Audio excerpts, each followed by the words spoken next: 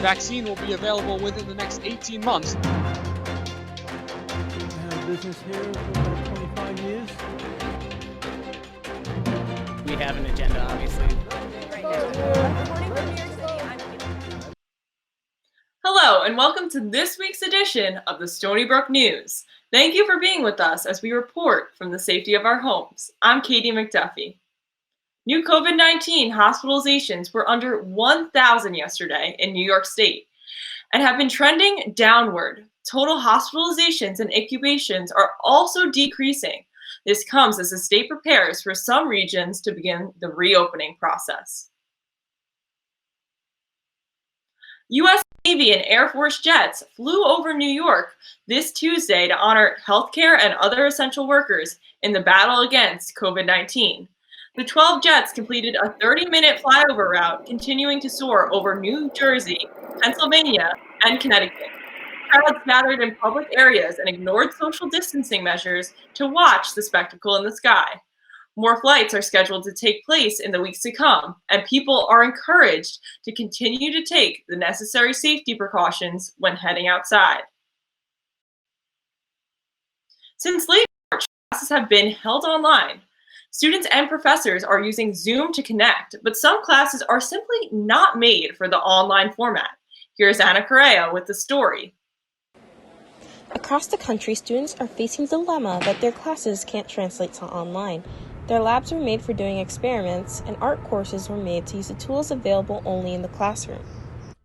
One of my classes that was hardest to transition online was my Chordate Zoology lab. Before we were forced to leave campus, we were already working on mink dissections. And now, since we can't do live dissections anymore, we have to watch YouTube videos of professors from other universities doing the dissections. And this poses a problem because sometimes the videos aren't as detailed as I would like them to be in order to understand the material that we're learning in class.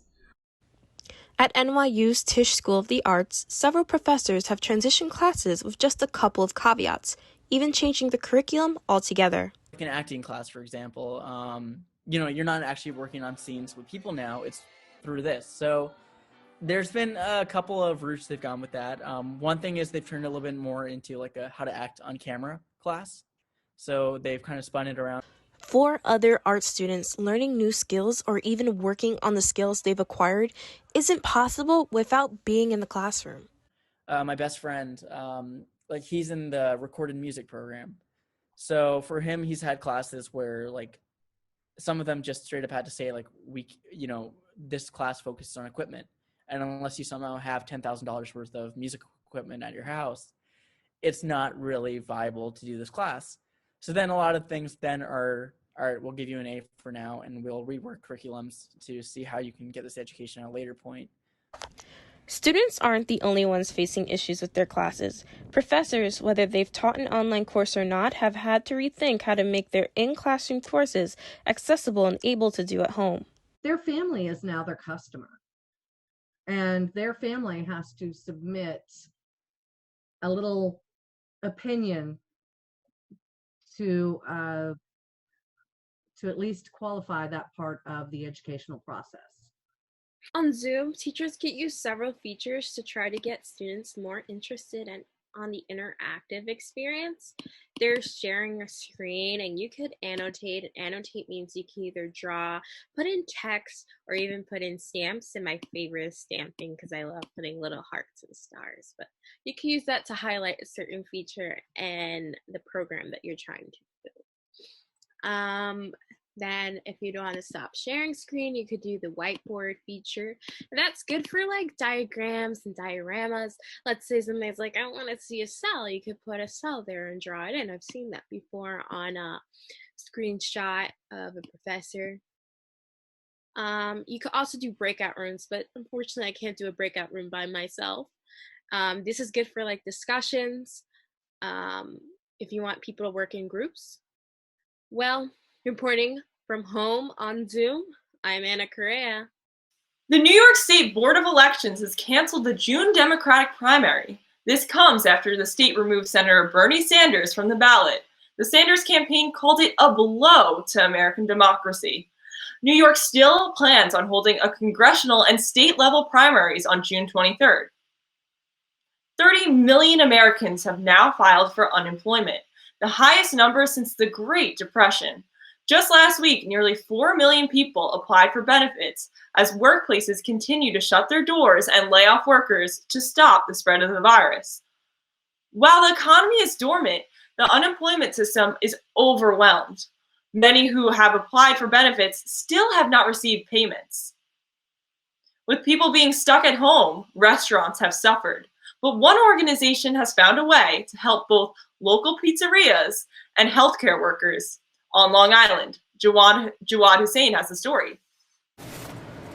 Juventus Pizza has been facilitating the Feed the Heroes community campaign with the help of Colored Colors, a platform that empowers creatives and fosters long-term relationships between them and their local communities. Knowing how serious the disease was, because I went through it, I pretty much was like, okay, you know what? I'm going to step up to the plate and come up with something that that can help, the healthcare workers. With the help of donations from the community, the campaign has been able to donate about 200 pies over the past 4 weeks. People can sponsor pies for $10 each and get their names written on the boxes so their donations are acknowledged.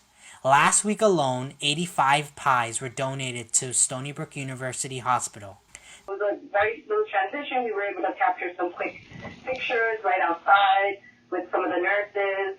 They were so grateful, and then that was it. And then we were off. It was a very quick, but very memorable, drop-off, to say the least. This week, they are partnering with Auto Lease Direct to help feed heroes at St. Francis Hospital. And the main motivation that keeps Feed the Heroes going is? It's something that touches home. So to me, personally, it's important because I want to help, help in some way to beat this pandemic. A spirit of generosity that Jose hopes will continue to resonate long after the pandemic loosens its grip. For Stony Brook News, this is Jawad Hussein. On another positive note, stay-at-home orders have helped give animals new homes. Lewis Walker has the story.